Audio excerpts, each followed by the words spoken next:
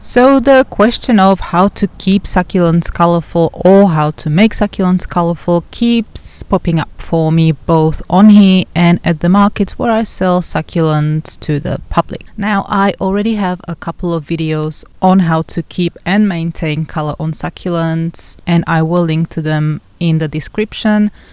But today it is going to be a little bit different. I'm going to share with you a recipe, and hopefully the result of this recipe will be a good soup of super duper colorful succulents. Now, as always, this may not work 100% for all the succulents and for every one of you in different climates, different parts of the world, but hopefully it should be successful in the majority of cases. I am going to explain why, and I'm going to show you a lot of different examples to demonstrate how this all works. So first, let's have a look at why succulents get colorful. Colorful succulents are stressed succulents, and they can be stressed by a multitude of factors, or maybe we can refer to them as ingredients in this case. Now, while they can be stressed by these factors, they don't always work, and some have to be more present than others. Basically, we can manipulate the color,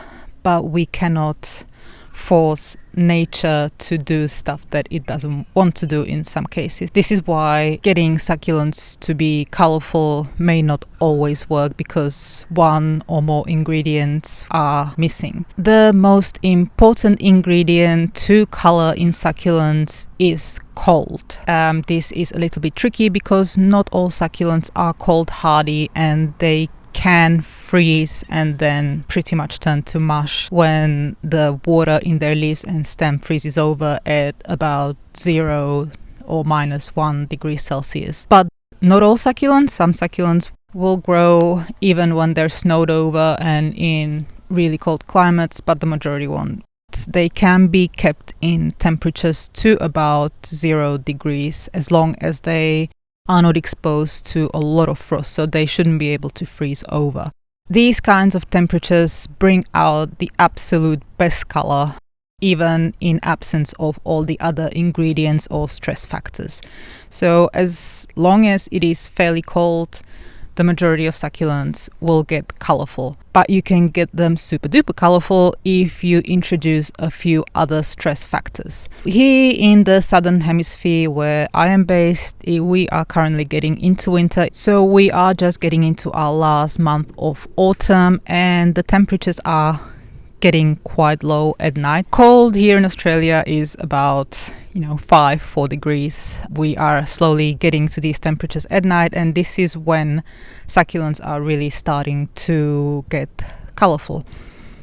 Some will take a little bit more than that, so they will need to be cold for longer. Not all succulents color up as soon as the cold starts, and then others will also color up even at warmer temperatures. So I usually see a change at about 13 degrees. So some succulents do start changing even when it's still, quite warm. But then it gets better as we get deeper into winter. As usual, this is not the case for all of the succulents. Sometimes I think it's to do with the growing season as well. So for instance, I'm going to show you this little sempervivum here.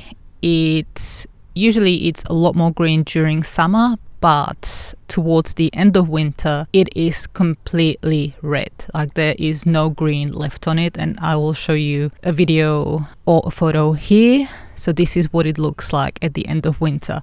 Now, by now it has already had a full 2 or 3 months of cold temperatures, but for some reason it only colors up like this at the end of winter. So I do not fully understand why it wouldn't color up straight away when it starts getting cool, but it is what it is. I think it's maybe it needs a certain amount of those cold days to get colorful. Maybe some other succulents do this as well. As I said, it will not work 100% for all succulents all of the time, but you will see a change with most when it's cooler. And another important thing to mention is that many succulents will not get colorful without the cold. So you can introduce the other stress factors or ingredients that we will be talking about next, but they will never achieve the color that the cold brings. This may be a little bit disappointing to some of you, because ultimately what it means is that a lot of succulents only get super duper colorful when it's cold, so towards autumn through winter. Some of you will not see that in winter because you need to bring your succulents indoors due to the frost and the snow. But then again, you can see a bit of the color come back in spring while it's still quite cool. Don't expect everything to work 100% all of the time. Now we've established that the color is the most important ingredient to super colorful succulents. Let's have a look at the other ones. In my experience and opinion, the next important factor or ingredient is sun exposure. In winter, you will get good color even on succulents that are in part shade or fully in shade outside, but you will get just a little bit of extra vibrance in that color when the plants are exposed to the sun. So this is a good example. The bottom row is of Echeveria rubin grown outdoors in full sun, and the top row is of the same plant grown in a shade house that has 50% shade factor. And I also want to show you just how nice succulents can get in full sun when it's cold. I'm going to use this video that I use all of the time when I want to show how colorful they can get. So all of these are grown in full sun, and they are also exposed to the cold. So sun will also maintain the shape. The succulents that have enough sun will be nice and compact. They will not stretch, they will not grow long leaves. They will just stay this pretty. They will always have this tight appearance.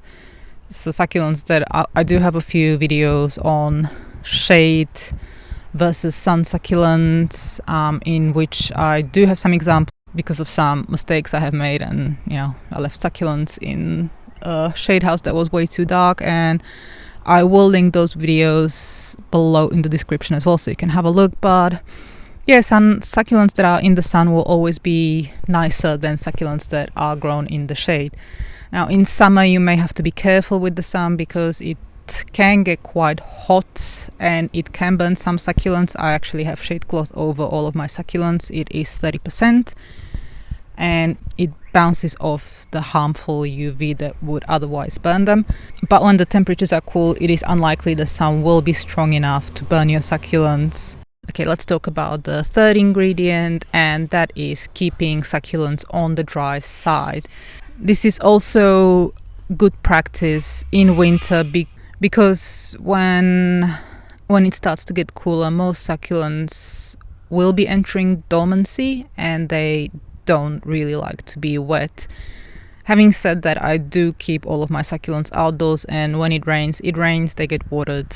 You will have to be vigilant about all those fungal diseases that start attacking in the cooler season, and use fungicides if you're keeping your succulents outside exposed to the rain. But if it is dry, you don't have to water them. You don't have to water them much at all unless you see them struggling. Unless you see leaves shriveling, you just leave them as they are, and it will only make them more colorful.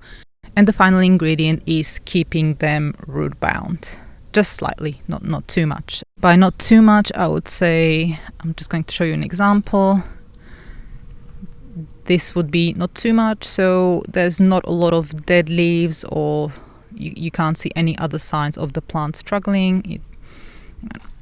It just looks, it looks nice, it looks compact, it's colorful. There's a couple of shriveled leaves, but unless it's not a lot of them, it's all good. You will definitely be able to see when a root-bound plant is struggling. I do have a video on that, I think 2 videos back, so you can go and watch that if you fancy. But keeping them slightly root-bound like this will bring out even more color than if they had more space to grow. So here is a good example. So this is a little Benimusume. This is fairly root-bound in here. Now look at the nice color. It's quite vibrant. And this is a Benimusume that is in a lot bigger pot. I've only repotted it maybe a month ago, so it's got quite a lot of space here to grow. Now, just a quick side note, if anyone's wondering what these are, it's called edema, and it's my fault because I left it outside when we had a lot of rain. So it's not dying or anything, but these spots are permanent, and it is a disease called edema or oedema. But back to our colors. So yeah, just look how different they are. The colors on here are covering pretty much all of the backside of the leaf, while here it's just the tips. And this is fairly standard across the board with succulents. So if they are slightly root bound, they will usually be more compact and more colorful. But do be careful in the growing season. If they are growing fast and they are root bound, they can start losing leaves. So that is pretty much it. If you want super colors, you have to wait for the cold, keep your succulents in the sun, keep them dry, and keep them slightly root bound. I also forgot to mention that in winter, I would suggest not repotting. Just leave those succulents go through their dormancy period without disturbing them. So they don't need to be watered, they don't need to be repotted, they don't need to be fertilized. Just leave them get through the winter and enjoy the colors. There's only a few succulents that do grow throughout the winter season, such as aeonium or sedum. It will very much depend on where in the world you are. So yeah, that is that. I hope this video was useful. Let us know what you think in the comments, and I'll see you all next time.